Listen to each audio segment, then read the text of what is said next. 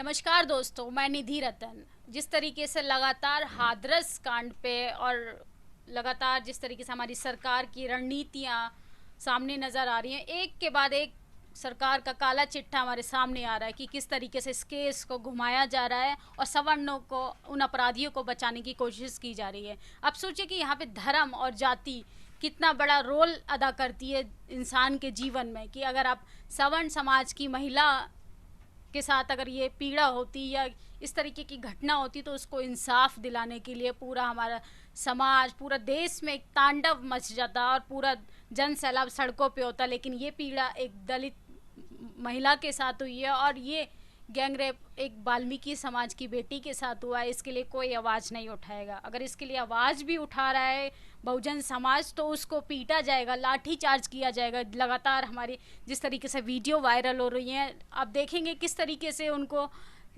चाहे संजय सिंह हो, चाहे हमारे नेता हो, कि बहुजन समाज के नेताओं की भी कोई इज्जत नहीं है। अगर आप अपने हक के लिए किसी भी मुद्दे को लेके इशू बनाएंगे सरकार के सामने, तो सरकार जैसे आंखों पे और कानों पे पट्टी बांध के बैठी हो। उसको सिर्फ बहुजन लोगों की अगर याद आती है तो वोट के आधार पे।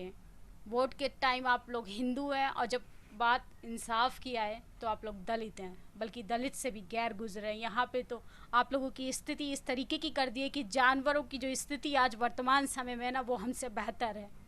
वाल्मीकि समाज में एक सबसे बड़ा जो इस केस में एक नया मोड़ जो आया है, वो कल राजरत्न अंबेडकर, जो डॉक्टर बी.आर. अंबेडकर के परपोते हैं, उन्होंने इस केस को एक नई दिशा दी है, जो कि वाल्मीकि समाज को एक प्रेरणा लेनी चाहिए। यहाँ से वो हाथरस कांड के पीड़िता परिवार के घर गए, जहाँ पे उन्होंने गौतम बुद्ध की प्रतिमा और डॉक्टर बी.आर. अंबेडकर की प्रतिमा को स्थापित किया। पूरे बहुजन समाज से और वाल्मीकि समाज से अपील की है कि आपको झाड़ू छोड़कर कलम पकड़ना होगा, तब जाके आपको कुछ अपने जीवन में आगे बढ़ने का कोई सोर्स, कोई आधार मिलेगा। और ऐसे धर्म में रहकर क्या ही फ़ायदा।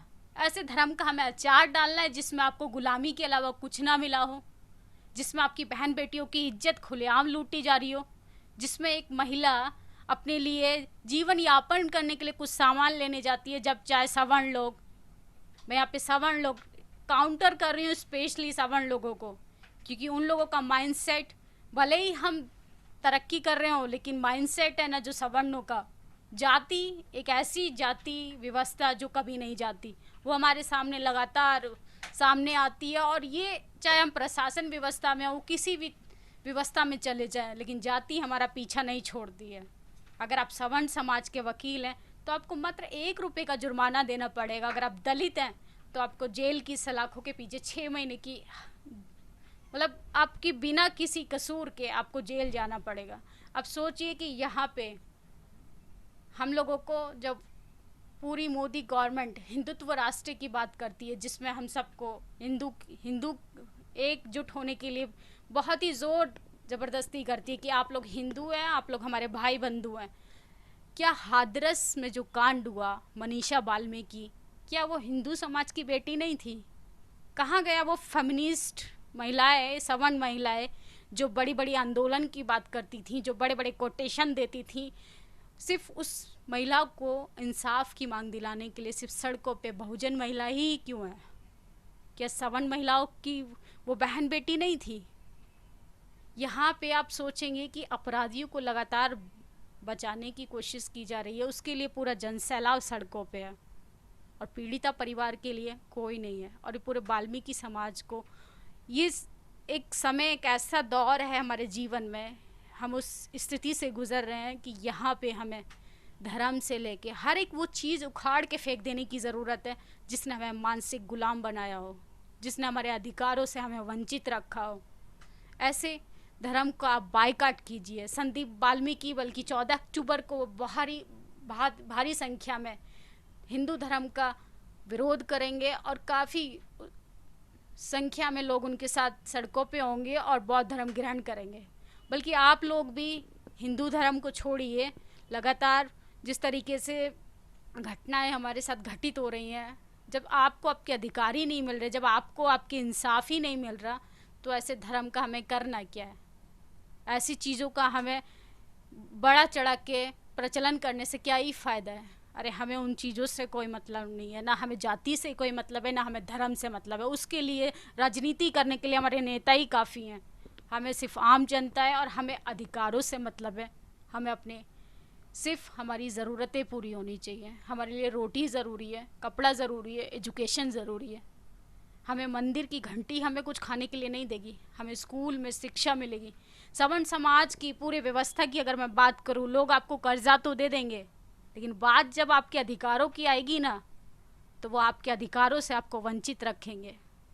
उन लोगों की इतिहास में लगातार यही होता आया है कि आपको वो कर्जा देकर आपको अपना मानसिक गुलाम ज़रूर बना देंगे, लेकिन इस चीज़ को हमारा समाज पता नहीं कब सुनेगा। जो ब्यूरोक्रेसी में जो हमारे बहुजन समाज के लोग हैं, वो मानसिक गुलाम इस कदर हो चुके हैं कि वो अपनी वाल्मीकि समाज की बेटी के लिए आवाज़ नहीं उठा पा रहे हैं। सोचिए, मायावती जैसे जो 4 बार मुख्यमंत्री यूपी की रह चुकी हैं, वो सड़कों पे नहीं आना चाह रही हैं। तो ये सिर्फ किस चीज़ का एक असर है? ये वही मानसिक गुलाम की निशानी है जो हमारे सामने जीता जाता एग्जाम्पल है। इसीलिए, और बल्कि सुप्रीम कोर्ट में सोचिए, एक याचिका दायर करने के लिए एक बहुजन समाज को कोई वकील नहीं मिल रहा है हम लोगों के लिए।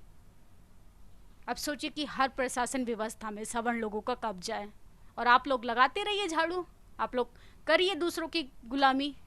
आप लोगों को तो वही चीज़ ज़्यादा अच्छी लगती है, क्योंकि अच्छी चीज़ों में मेहनत लगती है, और मेहनत हमारा समाज नहीं करना चाहता है। हमारा समाज मेहनत करेगा तो सिर्फ गुलाम बनने के लिए। आपको राजा नहीं बनना है, आपको शासक नहीं बनना है, आपको मंत्री नहीं बनना है, आपको बनना है तो सिर्फ सवर्णों का गुलाम। वो हमें लगातार धुतकारते रहेंगे, पैरों की जूती समझते रहेंगे, और हम लोग उनको अपना सर का ताज समझ रहे हैं। अब सोचिए, ये सवाल सिर्फ मनीषा वाल्मीकि का नहीं है, ये हमारी आज़ादी का, हमारी डिग्निटी का, हमारे आत्मसम्मान का सवाल है। अगर इसके लिए हम अभी भी नहीं जागे तो हम आने वाले समय में सोचिए हमारे बच्चे सड़कों पे भीख मांगेंगे। वो दिन दूर नहीं है कि पीछे झाड़ू और गले में हांडी होगी। तो आप लोग एजुकेशन को अपना हथियार बनाइए और फेंकिए उसको, ख़त्म कीजिए ऐसे किस्से को जिसने आपको मानसिक गुलाम बनाया हो। फेंकिए ऐसे मूर्ति को, घर से निकालिए जिनसे आपको सिर्फ डर पैदा किया गया हो। देवी देवताओं का सिर्फ आपको एक डरा धमका के आपके दिमाग को कमज़ोर बनाया गया है। आपको ये नहीं बताया गया है कि आप एजुकेशन लेकर आप क्या से क्या बन सकते हो। तो इसीलिए आप लोग पढ़िए, और मंदिर को छोड़ के, ताली थाली बजाने से छोड़कर स्कूल जाइए। अपने बच्चों को, अपनी बेटियों को जज कलेक्टर बनाइए, ताकि ऐसे सवर्ण समाज के अपराधियों को मुंह तोड़ जवाब मिल सके, ताकि आने वाले समय में ऐसे लगातार घटनाएं ना हो।